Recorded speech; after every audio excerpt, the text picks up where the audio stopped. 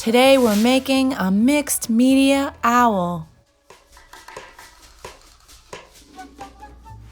Welcome back, my most amazing artist, Miss Brown here, coming to you from my studio in Brooklyn.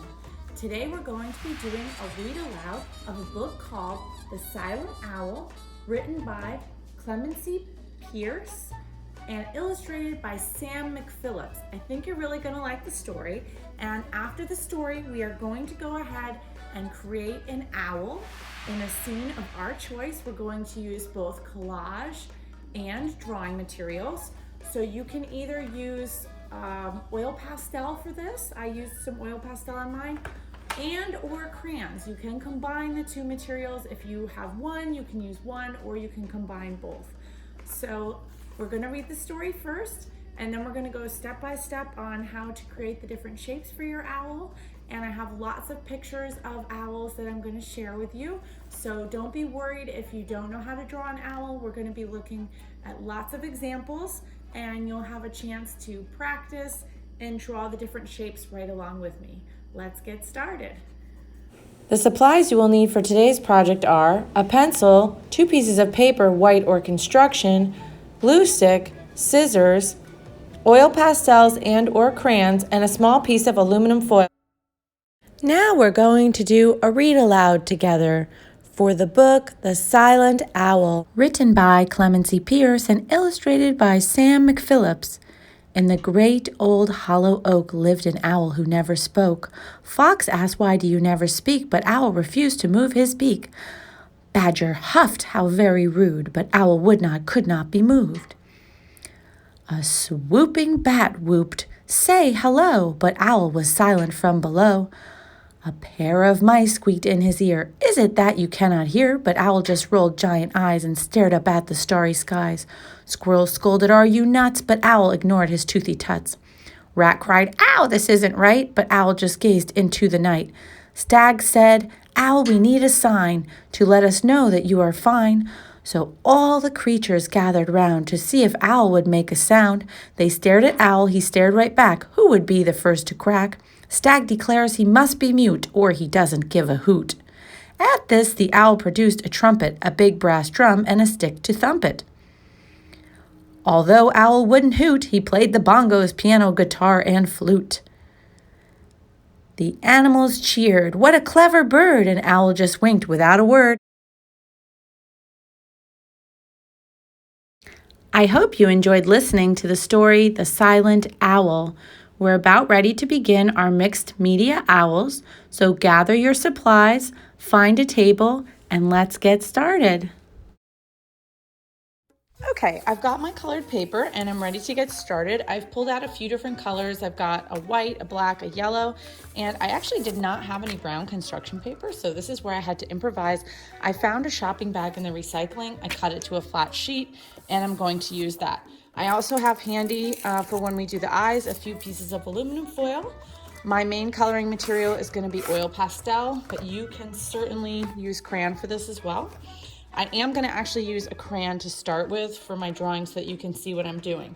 So I went ahead and pulled up the owls on the computer. I'm going to put them on the side here for you.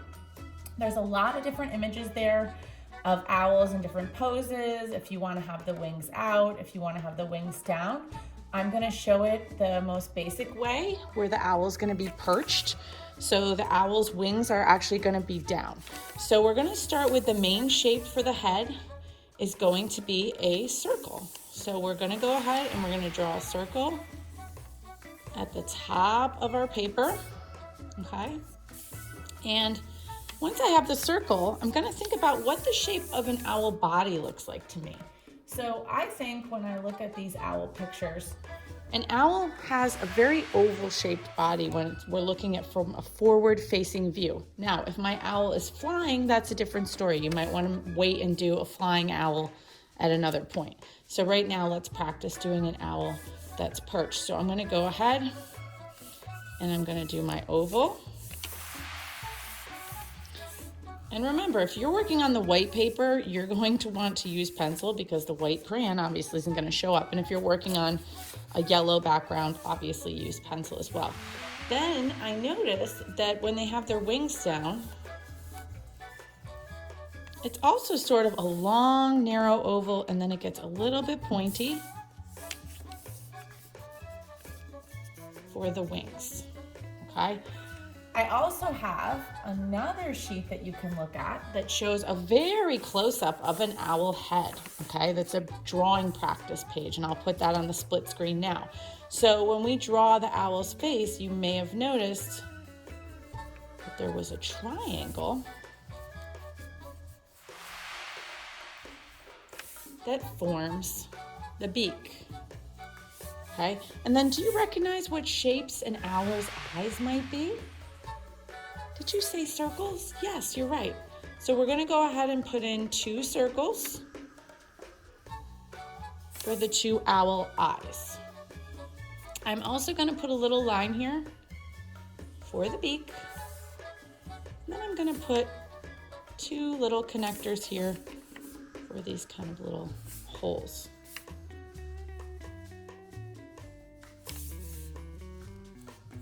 Now, I'm not starting to texture any part of my owl yet, and I want to have a little tail feather back here. And it's okay if that goes off the page. I can also extend that later on because I'm going to probably draw a branch. Have my owl sitting on a branch. And an owl has claws. Right? So I'm picking a particular owl that I really like that has a lot of blacks and a lot of browns and colors in it that I think I'm going to be able to achieve. Now, obviously, I don't have all those exact colors in my oil pastels. So if you're using oil pastels, you might have to mix a little bit with crayons to get the colors that you want. And that's okay. We can always mix materials. So I'm going to go ahead and look for the areas that I might use black and brown crayon. Before I start though, I'm going to see if there's any place. I'm going to hold on to this aluminum foil for the very end because I think I'm going to use this for a sparkle in my owl's eyes. But you get the gist. You're going to start with a circle, then an oval, then 2 longer ovals for the wings, triangles for the beak, and the little tufts that come up here. They actually have holes in the side of their head for the ears. That's how owls operate. I think I am going to go ahead and draw the claws in now. And I'm noticing the one that I'm looking at has 3 showing. You can make whatever you like. It's your owl. And I don't have a white oil pastel. I mean, obviously I had to deal with what I had because I couldn't get anything shipped at this point. So that's what we're making do with the materials that we have. Now, the nice thing about oil pastels, if you do have them, is you can blend them really well. So I'm gonna go ahead and put in the colors that I like. And if you're using oil pastel, the one thing you should know about oil pastel is that it definitely is much softer than a crayon. Remember, the crayon has a waxy surface, and the oil pastel is more oily, right? So it's more like a lipstick when you're coloring with it. So I'm looking at a picture, but I'm kind of modifying it to the colors that I have, and I'm making this sort of feather pattern on the wing. So you can create whatever kinds of patterns you want. I mean, if you want a pink owl, make a pink owl. I'm going with some more realistic colors, but that does not mean that you have to do that. I'm also noticing there's some, bring in my white crayon since I don't have a white oil pastel. Oh, and if your crayon breaks, don't ever worry. A lot of artists actually break their materials on purpose. I don't know if you ever heard that. But sometimes you can get these oil pastels that are like really, really huge for people who work really big. And they are so big, the oil pastels, that they have to break them. So I'm just overlapping my oil pastel. And I'm gonna match this feather on the other side. Now, I'm not too concerned about my white outline because I know I'm gonna be cutting this out. So it's not really a huge deal. Just remember, if you do make the attempt, like I am right now, to mix crayon and oil pastel, it can be done, but your crayon tip is gonna get that oil on it, just take it off, because otherwise your crayon will then stop working on regular paper. And obviously if you just have crayon, you can overlap crayon and get these same blending effects. But we have to remember that one of the things we want to achieve with this is we want to achieve the texture of an owl's feathers. So how are we going to do that? Now, I think before I go on with the body, I really want to make a choice about the eyes, because owl's eyes are one of the most important parts. So I'm going to go ahead and make, I happen to have this neon orange. It's so bright. It's like a construction orange. And then I'm gonna go ahead and make a black center, which is the pupil, and then a black outline. Now, I'm not worried that my circle isn't perfect. I'm just excited that my owl is looking like an owl. And I noticed the owl I'm looking at also on the picture, he has like a lot of gray in him. And I'm trying my best to sort of achieve the colors that I see, but it's okay. You can color your owl any which way you want. So I'm gonna get going on finishing up coloring in my owl, and then we'll get to collaging it onto a background. So again, remember, aim for some patterns, try to get the texture of your feathers, even if you're doing a neon pink owl. Doesn't matter what colors you're creating for your owl, we're wanting to try and achieve the texture of the feathers by overlapping and blending. So let's speed it up.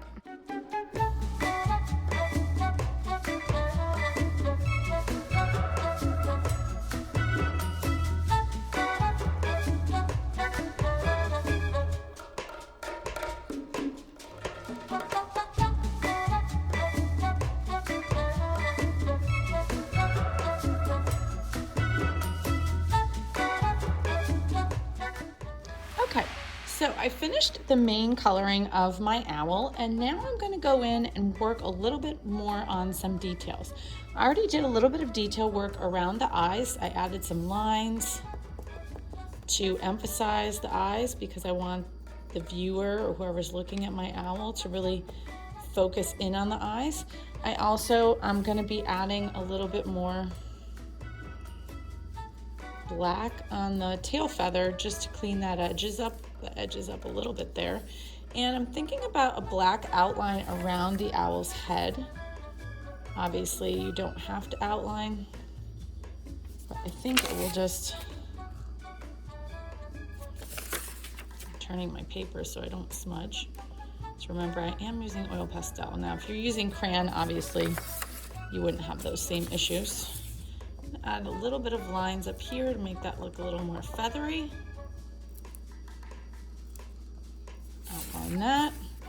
Now, I'm wondering if there's anywhere else I could put this orange. I just think it might be nice to have it in one other place. Where do you think I might be able to put this orange? Thinking maybe a little bit down here in the brown. So I'm gonna go ahead and overlap a little bit. Now, I can also make some little U shapes, and that also gives an indication of the texture of feathers. All right, so I think I'm pretty happy with the results. So I'm gonna go ahead, put my oil pastels away, crayons away for right now, just to the side. And again, remember, we haven't really decided what to do with this aluminum foil yet. I'm not really sure what I'm going to use it for. But before I decide that, I'm gonna go ahead and get my owl cut out. Remember, you always want to cut away from you, and you're going to want to follow the shape of your owl. So make sure that you're turning your paper and not turning your scissors. So you always want to be cutting away from you. So I'll speed it up a little bit, but take your time. Okay, my owl is completely cut out, and I'm really happy with the fact that I did not have to cut these feet shape, because I think that would have been very challenging with the scissors. So when I go ahead and collage this onto the background, I'm gonna think about maybe gluing a piece there or drawing in a branch. So now I have a couple other colors here to choose from. I don't think I'm going to use those. I actually am going to dig into my other colored paper, and I'm going to use a blue background. Now, if you wanted a night background, you could absolutely do a black. And if you have bigger paper, you can use bigger paper. That's going to be completely up to you. This is the size I happen to have. So I'm going to go ahead and work with what I have. So I'm going to use this blue background. And you know what I'm thinking about the aluminum foil is I'm wondering if I can make this for a moon. So I think I'm going to make a crescent moon. Now, if you don't know the shape of a crescent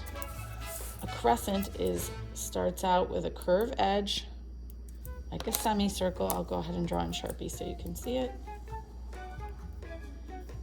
And then it comes in. And you could draw a full moon. You could use this somewhere else if you had another idea. But I think for mine, I'm going to collage a moon in the background. And because it's silver on both sides, if I didn't like the black outline, I could turn it over. However, this was scrap, so I think I'm going to keep it like that. And a very distant moon. I might even make a little bit bigger one, I think. Try a second one here. Sometimes you want to practice a couple of times before you get the shape the exact way that you want it. So see, even teachers have to make things more than once. And be careful, the tin foil cuts really, really easily. So take your time with that.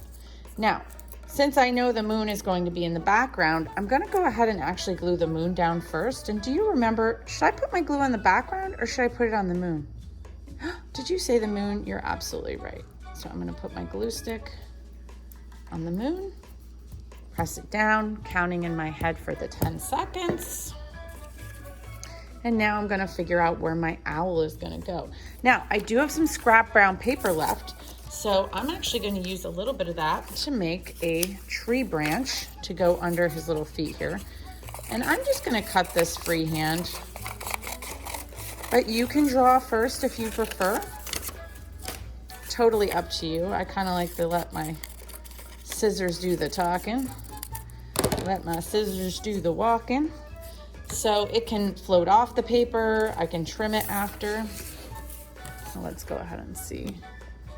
Give you a little bit more room there to see the whole thing. So I am actually going to glue my owl down first because the reason is I need this to go over my owl's feet, right? So I'm going to go ahead, I'm going to move this out of the way because remember I used oil pastel. So I want to make sure. And if you're working on a table that's delicate, you might want to put a white piece of paper underneath, just so your oil pastel does not get all over. I would recommend either working on a surface like I am or working on newspaper. Ask mom or dad or care provider, because see what happens? The oil pastel definitely comes off on the table, so you want to be extra careful about that. Now, I'm going to go pretty high on the page, because I know I need to have some room. Now my hands are going to get a little dirty. I'm gonna wash them after. I'm not gonna worry about that. But if you're really concerned, you can always put paper over top. Okay. Now I'm gonna think about my branch or whatever my background is gonna be. Again, my glue is going on my shape, not on my background.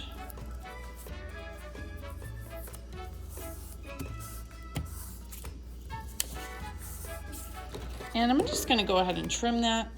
You could leave it hanging if you wanted, up to you. And I want to make the branch really look realistic, so I'm going to even add some wood texture, some knots to the wood. Oh, another broken crayon. Boy, Miss Brown is breaking crayons left and right tonight. Make some little knots in the wood, and that just gives it another texture. The other thing I'm noticing about my background that might be kind of fun is I do have some white paper. I can go ahead and collage some clouds in if I want to. I could draw the clouds in with my white oil pastel or my white crayon. That's totally up to me. But I'm thinking, if this is a night scene, maybe over by the moon, it's nice to have a cloud. So I'm gonna go ahead, glue on a cloud. And again, it's hanging off my page, so I'm just gonna trim it after. I like how that looks like the cloud is moving into my picture. And then I love balance, so I think I'm gonna put another little cloud, actually the other half of that cloud up here in the corner. And again, my glue stick going on the cloud. And I don't mind that a little smudgy's got on the clouds because clouds are not always perfect, right? They're not always perfectly white. And I'm just gonna use a little bit of my gray crayon to give a little more emphasis to my clouds. I'm just gonna follow the shape of my clouds. Now, you could have a bat in the background if you wanted this to be a really eerie scene. That's up to you. It's all how you want to design your owl in the wild. So I hope you enjoyed making your owl project. I think it was a lot of fun exploring the different shapes. You can make more owls if you want. You could make a baby owl next door if you'd like. Up to you. But today I had a lot of fun making an owl together, and we'll see you back here really soon. I hope you had a great time today making your owl drawing and collage. I can't wait to see all the different details that you added and what kind of background you used for your owl. What color did you make your owl? Did you choose realistic colors, or did you make sort of a crazy wild owl? I'm so excited to see what you did, and I can't wait. I hope you have a great rest of your day, and I'll see you back here really soon.